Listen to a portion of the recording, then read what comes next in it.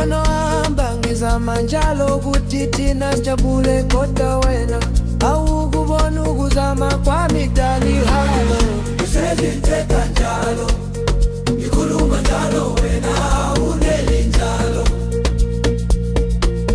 Usezithetha njalo, ngikhuluma njalo, wena awuneli njalo.